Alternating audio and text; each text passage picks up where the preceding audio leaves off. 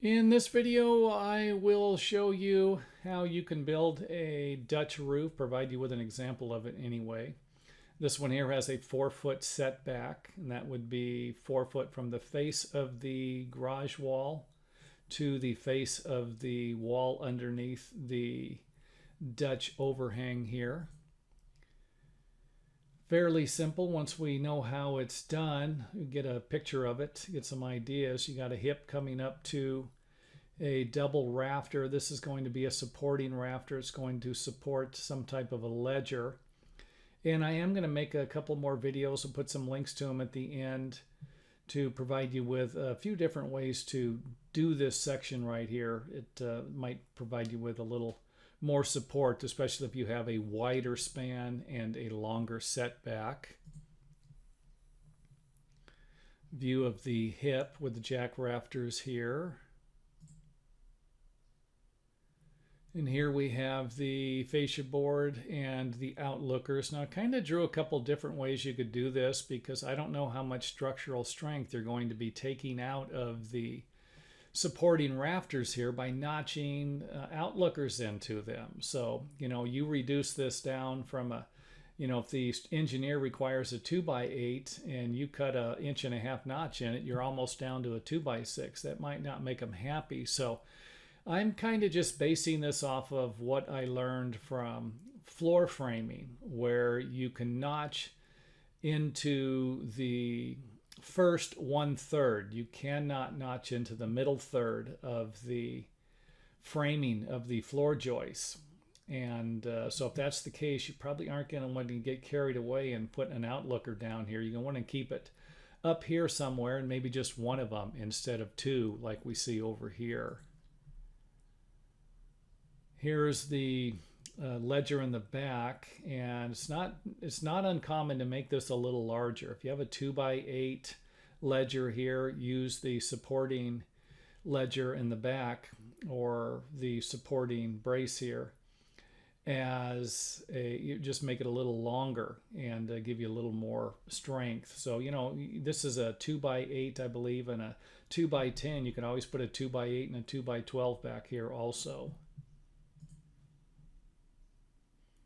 A view of how it's connected together and how the supporting ledger is positioned in between the two supporting rafters. And of course you can nail this from both sides, get some nice nailing.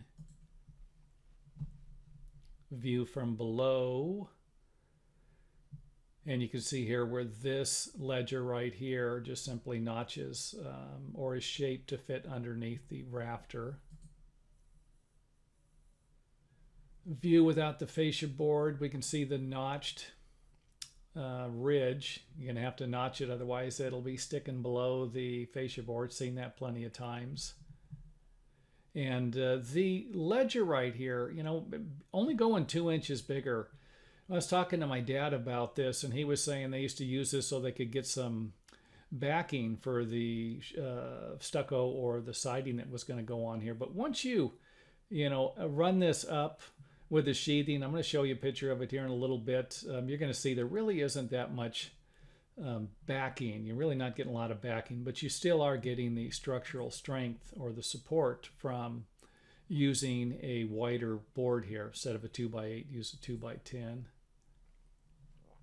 On the other side, I figured I'd show you a different way. You can maybe just put some blocks in here, and this might not provide you with a lot of support, but after you put the roof sheeting on, you could always nail into this. Might give you, between this and the sheathing, might provide you with a little support. And of course you could always change the direction. Instead of running them flat, run them on edge here, and then maybe try using a strap. Put a block on each side. And I don't know how long of a strap you would really need. If you ran a strap from here to here, the main point is right here. So I don't think this would have to be a very big strap, in other words. Let's go ahead and throw some sheathing on there. Pretty self-explanatory. Framing would be the most difficult to explain. This piece of plywood is going to go underneath the fascia board here. This sheathing can go over it. Just going to kind of whip through this, give you an idea what it looks like. Take away the rafters. See here where this is going to be a little more complicated to cut this section in. And you can always put a block underneath here. I don't know if it'd really be a big deal. Not going to be a lot of weight under here. Some roofing shingles or tile, whatever you're going to be using. And notching it around, of course, one of the supporting rafters. And take it away there, give you an idea what you're nailing into. See what the bottom would look like here. Of course, this is where we have the notched outlookers. Might be a no-no, as I was suggesting. And of course here the rafter, the barge rafter fascia board is sitting on top of the sheathing. And that's probably not going to make the roofer happy. You're going to have to leave some type of a gap. And I like to leave at least 1.5 inches on composition shingles. You know, it doesn't have to be tight. This rafter does not need to sit on top of the shingles. And actually what I do when I cut this is I have the rafter a little longer, and I just grab my saw and run it along the bottom here, set it on top of the sheathing to where it's 1.5 inches, gives me 1.5 inch gap.